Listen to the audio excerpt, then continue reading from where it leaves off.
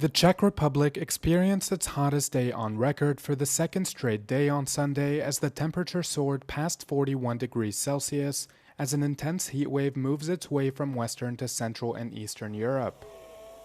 The heat wave has also continued its record-setting run as Poland recorded its hottest reading to date, measuring in at 40.3 degrees, breaking a 40.2 reading set more than a century ago. The blazing heat gripped much of Western Europe for several days before easing on Sunday, including in the UK, France, Belgium, and the Netherlands, setting records in some and challenging the record in others. In Belgium, the National Meteorological Institute says the temperature spiked past 35 degrees in what is officially the hottest reading of 2026 and close to the all-time high of 38 degrees. In Germany, officials say the temperature rose to almost 42 degrees in some parts of the country, a record since tracking weather trends started. Temperatures in Rome, a city that has become no stranger to heat waves in recent years, surged past 41 degrees, forcing tourists to battle the scorching sun on their holidays.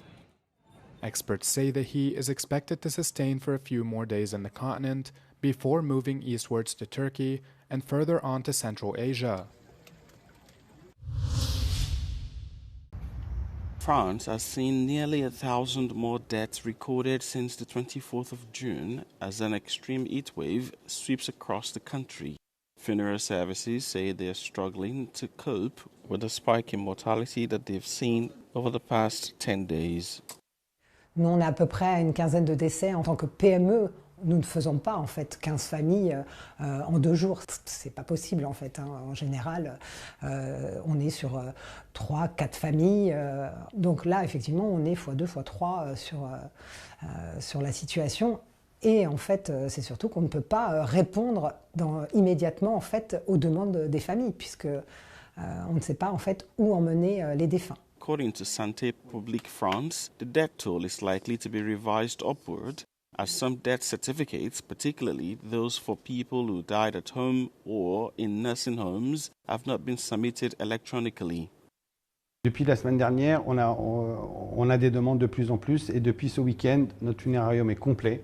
On n'a plus aucune seule place et c'est dû à la canicule. Nous avons proposé aux autorités de mettre ce qu'on appelle des containers frigorifiques devant notre funérarium. On est en attente de leur accord. In Paris, City Hall has announced the installation of 2 temporary storage units for bodies in municipal morgues, each with a capacity of 20 bodies. US sources are saying this morning that Washington and Tehran have agreed to halt military escalation of recent days, with technical talks repeatedly due to take place in Doha on Tuesday, although this information is yet to be confirmed by either Iran or Qatar. The apparent breakthrough follows another extremely tense weekend here in the Middle East. The flare-up began on Thursday, when a cargo ship transiting the Strait of Hormuz was struck by an Iranian drone. In the days that followed, the United States carried out multiple rounds of strikes against Iranian military infrastructure, while Iran launched drone and missile attacks targeting both Bahrain and Kuwait. The focus now returns to the future of the Strait of Hormuz, with Iran insisting it should control navigation through the waterway, while the United States and its allies continue to push for free and safe passage through one of the world's most strategically important shipping lanes. This is Toby Gregory reporting for Euronews from Dubai. 5 people were killed and several others were injured in a shooting at a youth welfare facility in the northern German town of Stade on Monday. Police said all of those killed were adults, while 2 people were arrested on the scene, including an individual they believe to be the suspected shooter. German authorities say they're now working on piecing together the events that transpired, as well as possible motives behind the attack. The incident is the latest in a string of gun-related violent crimes that have gripped the country in recent years. Stade has approximately 50,000 residents and is located about 40 kilometers west of Hamburg.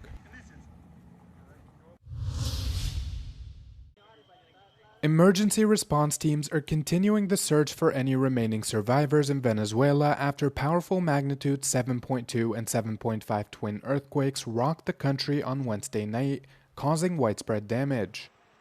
The official death toll has now surpassed 1,450 after nearly 200 buildings completely collapsed following the tremors, which hit Carabaleda, a town 40 kilometers north of the capital Caracas. The critical 72-hour rescue window has already passed now, with tens of thousands of people still reported missing. The first 3 days after a major natural disaster are considered vital for any rescue efforts, with the chances of survival afterwards becoming extremely unlikely, but not impossible. Rescue teams from the United States, Mexico, and elsewhere scrambled to save people as desperate residents dug by hand for relatives trapped in the pancaked layers and rubble of collapsed apartments. Officials say 774 buildings in the affected regions suffered damage to varying degrees, with the majority being in the worst-hit coastal city of La Guaira. Interim Venezuelan President Delcy Rodriguez praised the rescue efforts and asked the nation to, quote, hold on to hope that even more miraculous rescues continue to happen, even after the critical window's closing.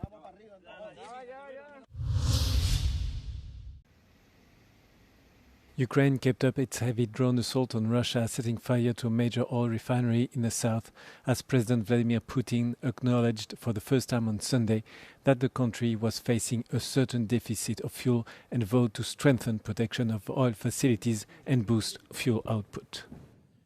Как я уже сказал, ущерб есть, но все поврежденные объекты довольно быстро восстанавливаются, и возникающие проблемы критического характера не носят. Все у нас работает стабильно и с большим запасом прочности. Speaking to a Russian state TV reporter, Putin described the Ukrainian attacks on oil refineries as an attempt to cause a split in Russian society and force Russia to halt. He also said that Ukraine has proposed a halt on deep strikes, arguing that Kiev made the offer because Russian strikes deep into Ukrainian territory are more powerful and devastating. The Russian leader added that Kiev also offered to limit the fighting to the 4 regions that Russia annexed but never fully captured: Donetsk, Luhansk, Kherson and Zaporizhzhia. He rejected the proposal, arguing it would allow Ukraine to relocate its forces.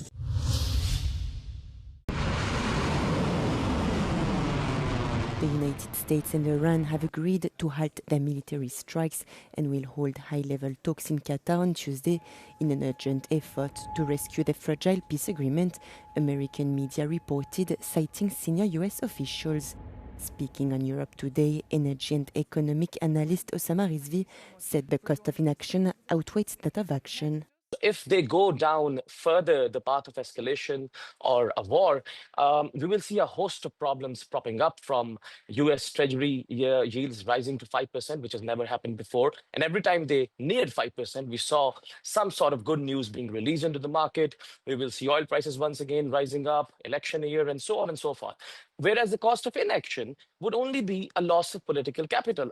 Iran made it clear they will be controlling the Strait of Hormuz. As far as I see from a geopolitical point of view, it will remain under the control of Iran. Nobody will be able to open it from other than diplomacy. But at the same moment, at the same time, I think shipments and tankers will continue to flow because it serves both the sides. Rizvi stressed the memorandum of understanding remains very fragile due to the many actors involved.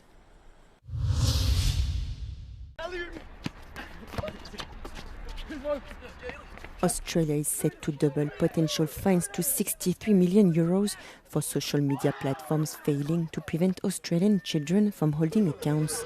7 in 10 kids remain on restricted platforms 3 months after a world-first ban on under-16s came into force.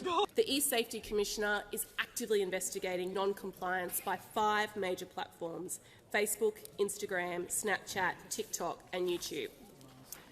The Commissioner has found these companies are adopting a range of dirty tricks to undermine Australia's law that is straight out of the big tech playbook.